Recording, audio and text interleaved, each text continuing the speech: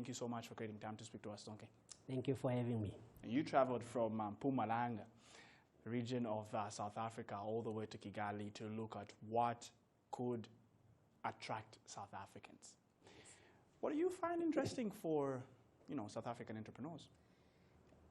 For me, just I would like to greet the viewers. Thank you for this opportunity. Right. The whole journey started with me actually watching CNBC Africa. Interesting. So that's why we are here today. But after I saw what you guys were doing, and as a company, we decided to come and look into what Rwanda is doing. So when I spoke to my friends and my fellow entrepreneurs, they were very much interested in finding out more about Rwanda. So that's when I decided, you know what, let me come and explore for myself. I am so inspired by the whole country, by the developments that are taking place here, by the ease of doing business, and just the general welcoming spirit of Rwanda. So the entrepreneurs that will be coming with from the 13th of May until the 20th of May, I'm sure they are also going to be impressed. Right.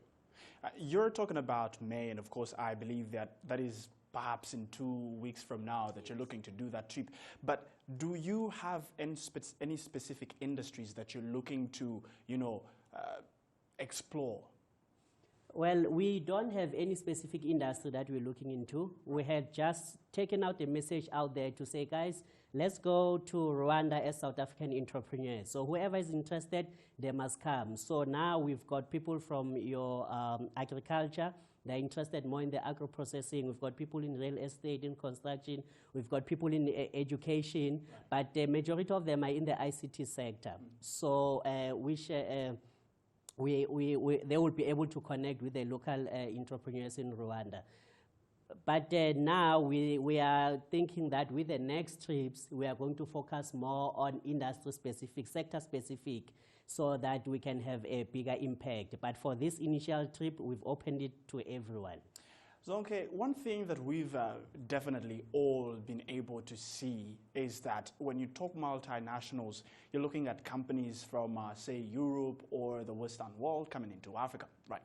So when you say you're bringing over a delegation of South African entrepreneurs to Kigali, is this in one way or another a channel of boosting intra-African investment partnerships, like multinationals, but African multinationals in different countries? Well, for Africa to be able to rise up and be counted amongst the other continents that are doing well, right.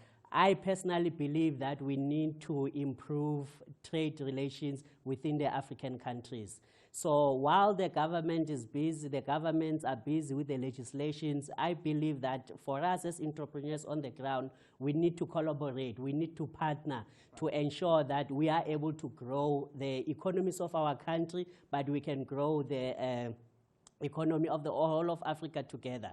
Unfortunately, nobody is coming to help us as Africans, but we are the ones that are supposed to be helping us. So I believe that the partnerships, collaborations that we are going to be forming with all the entrepreneurs, it's actually something that is going to put us on the right direction, right, so that we start having more investments coming from South Africa into Rwanda, more partnerships coming from South Africa into Rwanda, and also vice versa.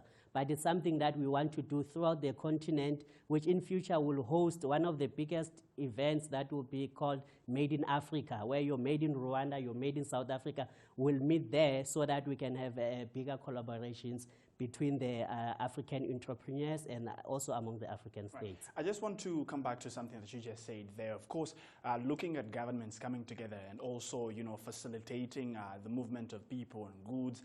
What do you think of the Rwanda-South Africa relationship at the moment? Fortunately for us, we are meeting the DECO, which is our Foreign Affairs Ministry. Right. We've got a meeting that they'll be coming on board. It's a very sensitive issue, but I hope whatever it is, it gets resolved.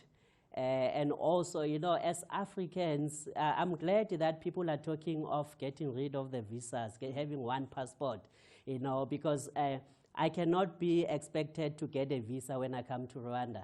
I don't expect anybody from Rwanda to get a visa when they come to South Africa. Right. You know, so I'm hoping that hopefully they will be able to. Let's start with giving them visas first. Yes.